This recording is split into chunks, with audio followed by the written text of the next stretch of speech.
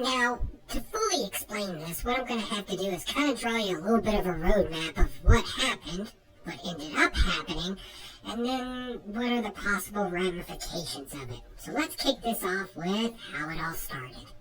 So the Immortal Biggie Shack and Sticky Goose were in a rap battle feud thing. It was different. They decided to settle their differences through music. And while both of them came out with rap songs, they both used no-no words here on YouTube. One was a hard R and the other one was even a harder P. Sometime later, the Immortal Biggie Shack goes onto the Nairobi chat room during one of his live shows and says something that gets him banned. I'm not really understanding the nuance or the context of why Nairobi banned him from it, but this definitely set off the Immortal Biggie Shack. Fast forward, the Immortal Biggie Shack is now on Comic Journey's channel talking about how he was banned on Nairobi.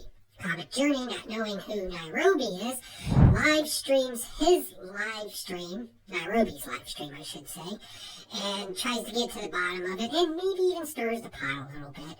But then the Immortal Biggie Shack goes back over to Nairobi's show to beef it out with him, not understanding that, well, Nairobi was in control of the channel and can have the conversation go however he chooses at that point, which is not a good move on the Immortal Biggie Shack's part, if he really wanted to be heard.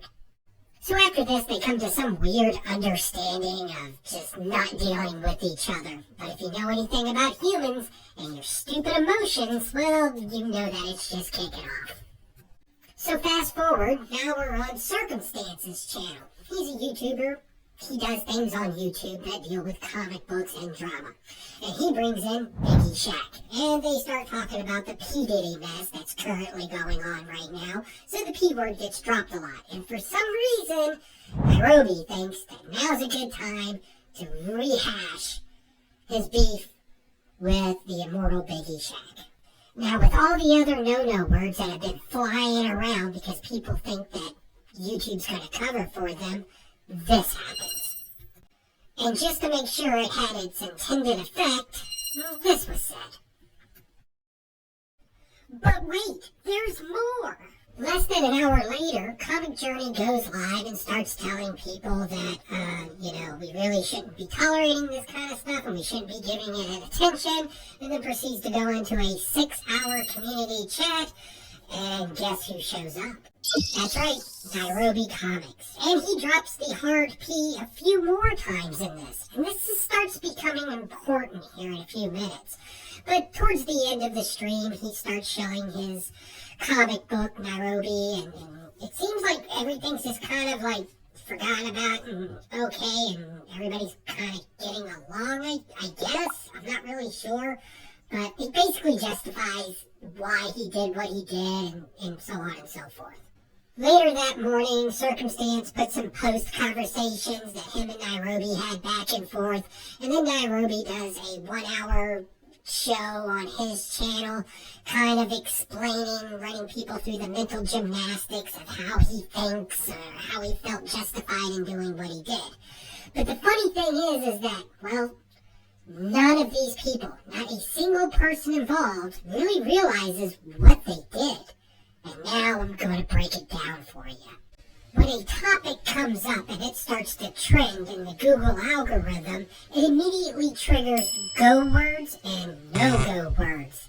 Anybody want to take a guess what the third most no-go word is in the current trending topic of P. Diddy? That's right, the one that keeps being said over and over and over again in a span of 4 different channels in 72 hours and God knows how many times. This is going to be a problem for some people out there. While it doesn't flag the channels or the videos, it does place a tag on them, which means that a human's going to review it. And you're probably thinking, well, so what? I'm sure the human that's reviewing it is going to understand the context in which it's being used. And this is where you fail, because not everybody that works for YouTube or in its servers understands the context in which the English language is spoken. It just recognizes the words. Now here comes the interesting part. While it is tagged, it immediately goes into a restricted view status. See, YouTube doesn't shadow ban in the sense that most people use this terminology. What it actually does, it just limits the amount of impressions that a video can go out, effectively affecting your channel and the viewership of it. And if it continues to happen, that's when YouTube will generally give you a slap on the wrist or just outright tell you to take the video down, if not strike you. And if you want to see an example of this, well, find any YouTube channel out there that's over 100K and see if they're currently using the word that keeps getting thrown around a whole lot, or if they're kind of manipulating the word outside of the trending Google trends. It's also important to note that the algorithm cannot hear you. It can only read what you put out there, so it literally takes everything you say and transcribes it into words. And that's where the word often gets tagged at that point. And this all happens relatively fast.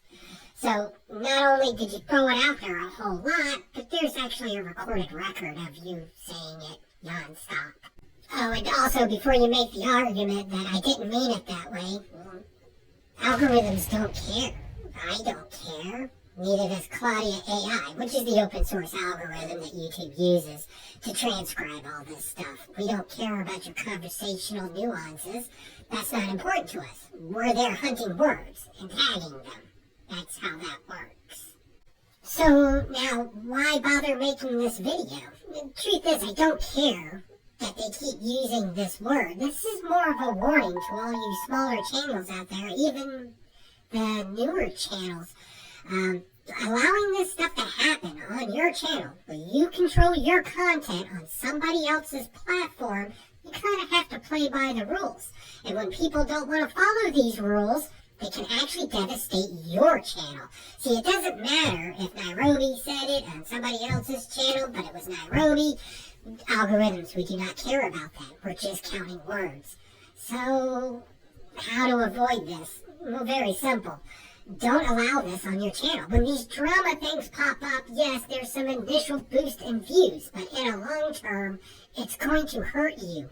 It will get tagged. And although we may call this a community, not everybody's best interest is at heart when it comes to you being in this community. Find some close friends, build your channel, and grow a returning fan base. Now, while I have you here, I would like to add some clarification to a video that I put out, exposing comic community fraud, and thank Mr. DJ Links for bringing this to my attention that I probably wasn't very clear on.